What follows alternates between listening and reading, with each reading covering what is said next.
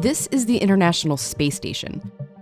It orbits the Earth 16 times a day, 250 miles up. It's where astronauts from more than a dozen different countries have been living since the year 2000, mostly Russians and Americans. And for the last 10 years, basically the only way anyone got up or down was in a Russian Soyuz. At least in space, countries like Russia and the US depend on each other.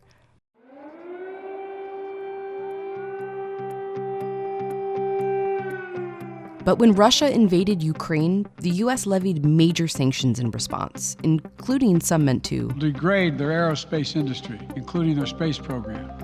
The head of Russia's space agency responded that perhaps they'd crashed the space station. They even made a fake video showing Russians leaving an American astronaut and then detaching the Russian segment. Relations between the West and Russia are the tensest they've been since the International Space Station has been in operation. So, what happens to it now?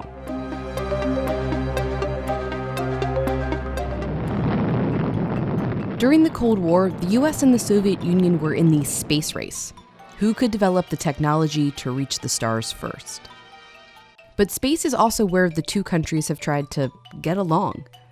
After the Soviet Union launched the first satellite and put the first man into space, but before the US landed on the moon, there was actually talk of going to the moon together. The cold reaches of the universe must not become the new arena of an even colder war.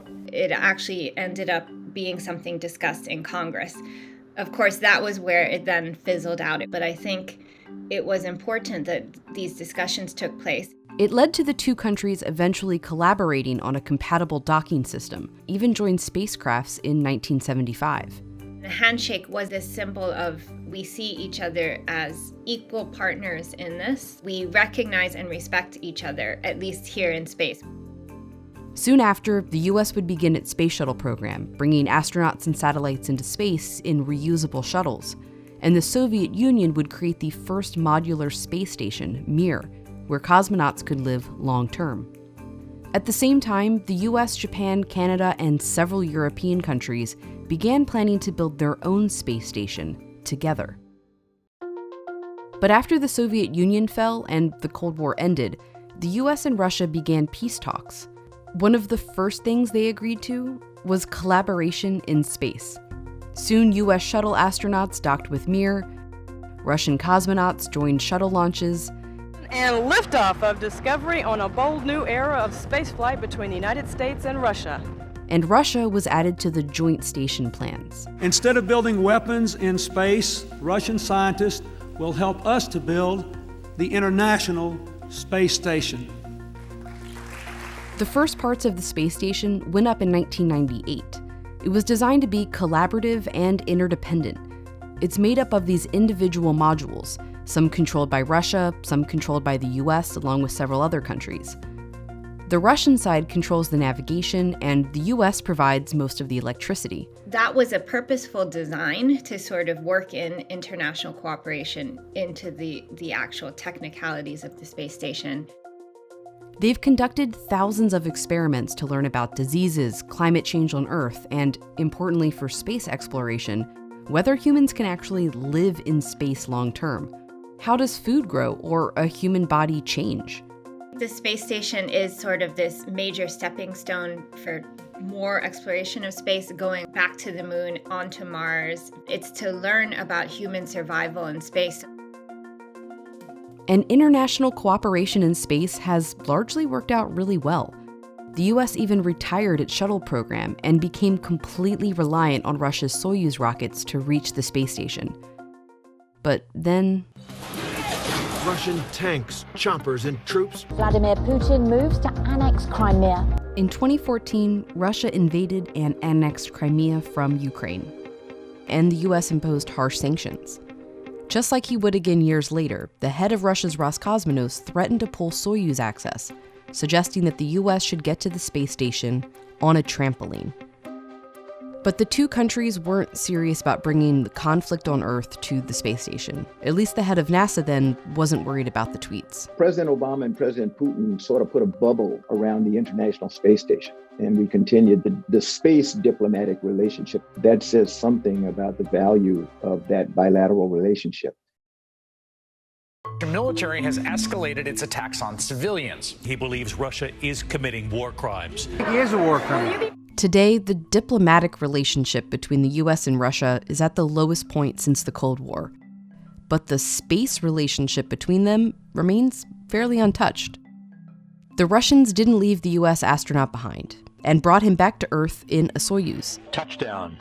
I never perceived those tweets as anything to take seriously. I just had too much confidence in our cooperation to date. They even sent a new crew of cosmonauts to the space station. People have problem on Earth, on orbit. We are one crew. For now, the space station continues to run, mostly insulated from the geopolitical problems on Earth, just as it was designed. Emphasis on for now. The truth is, the space station is old. It was only designed to last until 2015. And while the countries have agreed to continue operations several times, right now, that agreement only goes until 2024. The US wants to extend until 2030. Russia has yet to sign on. But even if they do, the two countries have different plans in space in the future. Private companies are planning to build their own space stations in the coming decade. NASA wants to depend on those. They're focused on developing the Artemis program, going back to the moon, establishing a presence there, and eventually traveling to Mars in collaboration with other countries, with two notable exceptions. Russia is currently planning and building its own space station. So is China, who plans to finish their station already in orbit this year.